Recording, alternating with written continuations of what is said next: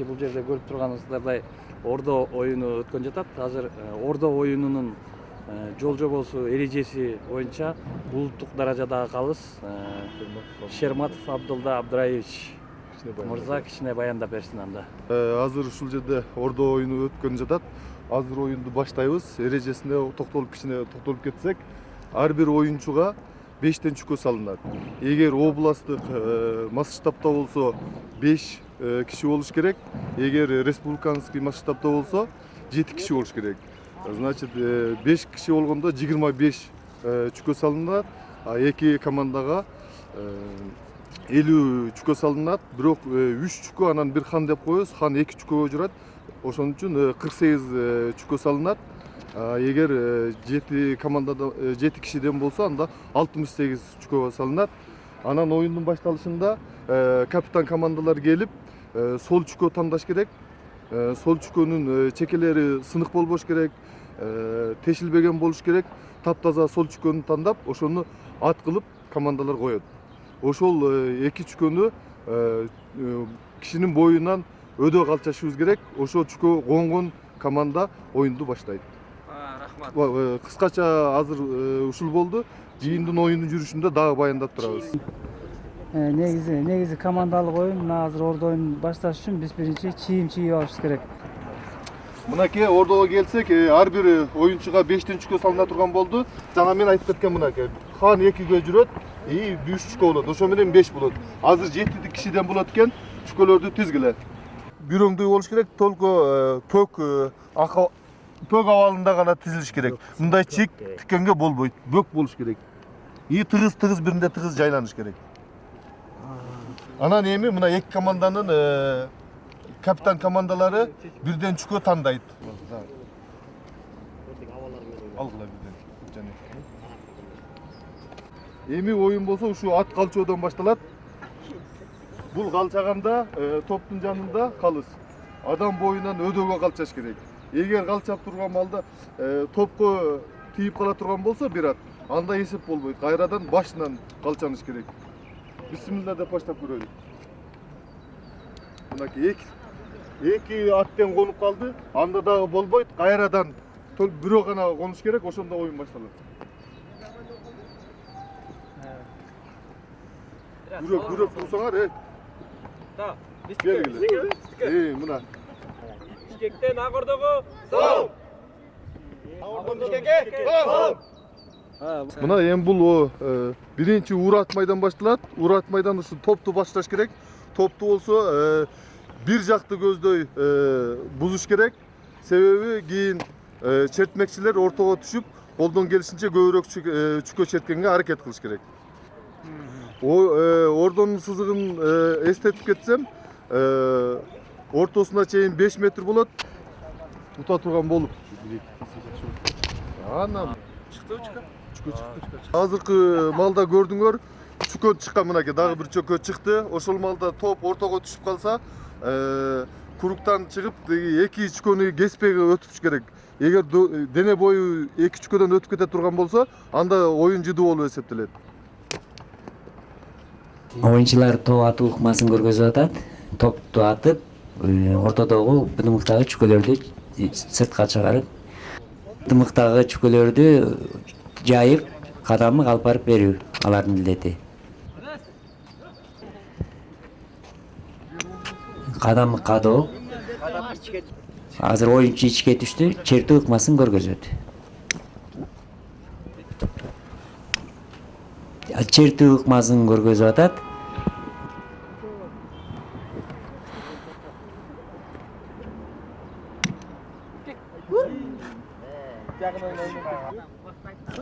Азыр кадамы кадоо ыкмасы, кадамы кадалбай калды. Дагы кадамы оюнчу кадамы кадады.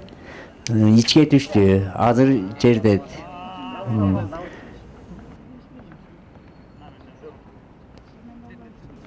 Оюнчу чүкөнү чертти.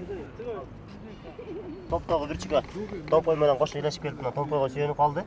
Эгерде мына томпойду алганда, мына бул чүкө жыгылып калды, бул уже жыдыйт.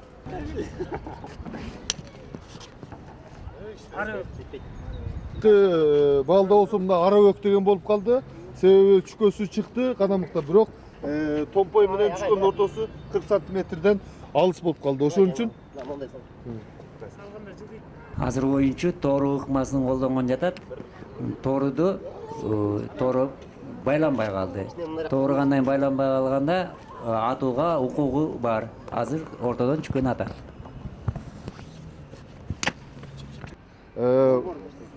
Байланыш керек томпой менен чүкөнүн ортосунда бул 40 сантиметр болуп эсептелет чен. Мына түшө албай калды ичке. Анан кийин Мына жанагындай дагы бир момент болуп калды. чүкөсү томпой быдымык аркылуу чүкө менен томпой түз кетиш керек. Адамдык кадап турган маал азыр ушул чүкө тиги чийинден чыгып топтогу чүкөлөр менен томпойдун аралыгы 40 сантиметр болуш керек.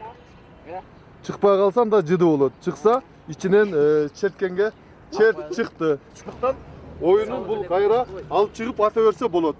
Мынакей ушул жерден мына эки дене бою, эки могул чүкө менен могул чүкөдөн дене бою өтпөш керек. Томпойду алып кайра артка чыгып кетиш керек. Казык бутту жерден үзбөш керек. Артында казык бут болот. Аты. Атөрен? Аты берем. Азыр силерге жөнөкөй тоорумагын көрсөтсөк. Атыры. Жөнөкөй тоорумак ушундай аткарылат. Болгону чүкөнү чыгарып, томпой ошол ордунда эле калса, ичинде калса болду, жыдыбай. Татаал тоорумактагы мына чүкө нар тышка чыгып, томпою могу чүкөлөрдүн арасында байланыш керек. Бутту ийилиш керек, колду аркага алыш керек. Мына тоорумак туура аткарылды.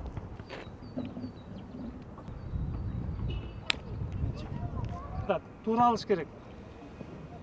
Мына бул оюнчу туура эмес алды. Анткенин себеби жыдыды. Бир буту сызыктын нар жагында турат. Теги жаткан томпойду оюнчу сыртынан алса, сызыктын сыртынан алса болбойт. Жыды оюн болот. Мына бул оюнчу жыдыды. Чүкөсү чыгарган оюнчу томпой сызыктын ичинде жатса, значит ичине кирип алыш керек. Сыртынан алганда болбойт. Сыртынан алганда болбойт. Оюнчу ичине кирип тургандан алыш керек. Эгерде томпою сазып туруп, томпоюн алып кийинки оюнун уланта берсе болот. Бул жерден отурганда томпоюбуз байланды. Томпой артта турган себеби могул чүкө, эки чүкөдөн узун сызык, ушул сызыктан мына буту өтпөш керек. Эгер таманы же согончогу өтүп кете турган болсо, ошо эки сызыкты кесип кете турган болсо, анда оюн жыды болот. Ошон үчүн бул казык бут болот, казык бутту коет. Андан кийин оң бутунун жыгар буту деп коебуз.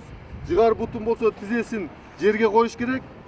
Кой ошол маалда. Ушул маалда томпойду алып аткан маалда казык бут деген такыр кыймылдабаш керек. Кыймылдай турган болсо анда эреже бузулду, оюн жыды болот. Ал өрү. Эми ушул жерде мына бул көчмө деп коет. Алгандан кийин абзат өзүнө караш ыңгайлап сызык кайсыл жакта жакын, ошого карап өзү көчүп алат. Анан кийин черткенге уруксат боло берет.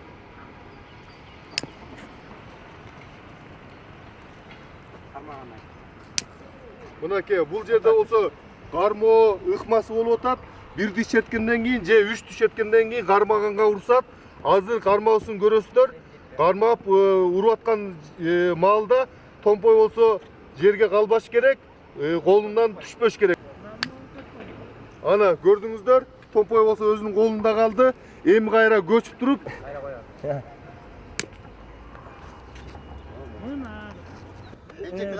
боорго алып атуу ыкмасын аткарса болот. Чүкө чыгарбаган оюнчуга болбойт. Чүкөнүн бер жагынан басып, колун боорго алып, сызыктын жакын жагына атып коет. Азыр жиберип чөйтүү ыкмасын колдонуш керек. Себеби дегенде бул чүкө жаңгыз чүкө, томпой жаңгыз чүкөгө байланып калып, эми чүкөнү чыгара атып, томпой чүкөлөрдүн арасында байланыш керек. Мана туура болду, туура аткарылды. Бул балда болсо чүкө чыгарып келди. Ошол чүкө чыгарып аткан маалда бул каалаган жерден атса, каалаган чүкөнү атса болот. Бирок ошол атып атканда сызыкты бир гана басыш керек. И ошол буттун башы быдымыкты караш керек. Анан оң жактагы чүкөнү атса болот, сол жактагы чүкөнү дагы атса болот. азыр бул бала болсо бай чертмек деген ыкманы колдонгон турат. Бай чертмек дегенибиз эмне? Бай чертмек деген кадамактан алыс, торумактан алыс 1,5-2 метр сызыктан түшүп калган чүкөнү бай чертмек кылып атса болот. Ошол бай чертмек ыкмасын көрсөтүп койсун. Өзү туруш керек. Аз-маз эңкейгенге уруксат, өтө эңкейбеш керек. Өзүнүн акыбалына карап эңкейсе болот. Азыр болсо бул бала ортодогу топту урам деп турган маалы.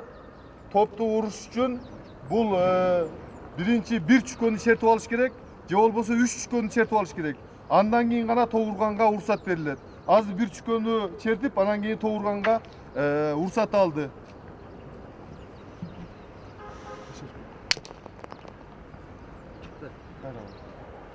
Ошол топ чертип атканда,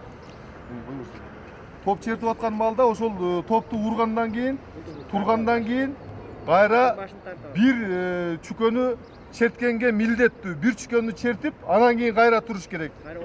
Болбосо оюн жыдып калат.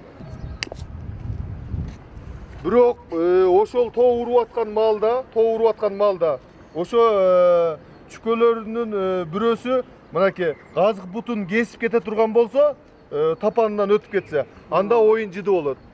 Айтылган бул. Айтылганбы? Жок, тоо уруп атканда. Тоо уруп аткан. Оюнчу азыр сабап чертүү ыкмасын көргөзүп атат. Оюнчу өзүнө ылайыктап колу жеткиче черсе болот. 3тү, 5ти, андан көп чүкө черткенге болот. Хан болсо быдымыктан чыгып кетти. Быдымык болсо бул жерде турат. Бул бала болсо ортого түшүп калды. Азыр бул чүкө чертиш үчүн ошол мына хан менен быдымыктын ортосунан кесе кетпеш керек. Или томпойду алып атканда быдымыкты жана ханды тергеп алыш керек. Ошол акыбалын көрсөтүп берсин. Чийип койдум. Быдымык чийди.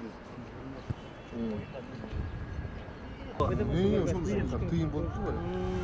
Эми ушул маалда бул акыбалдан бул жака четкенге болбойт. Бул жака чүкө кесип өтө турган болсо, анда оюн жыды болду. Ошол оюн аяктап атканда мына ортодо 5 чүкө калат. Бул ордо кулак деп коет. Ушул азыр эми эки жааттын капитан командалар ким ханды кыйын чертсе, ошолор келип чертиш керек. Анан ошо ханды чыгарган жаат болсо 3 чүкөнү алат. Хан чыгара албай калган 2 чүкөнү алат. Хан чертип аткан маалда быдымыктын жанынан чертилиш керек. Анан ошол чертип аткан маалда тизеси жылбаш керек. Эгер тизе чыгып, хан чыгып кете турган болсо, оюн жыды болот. Жерде. Кел кайра. Болот?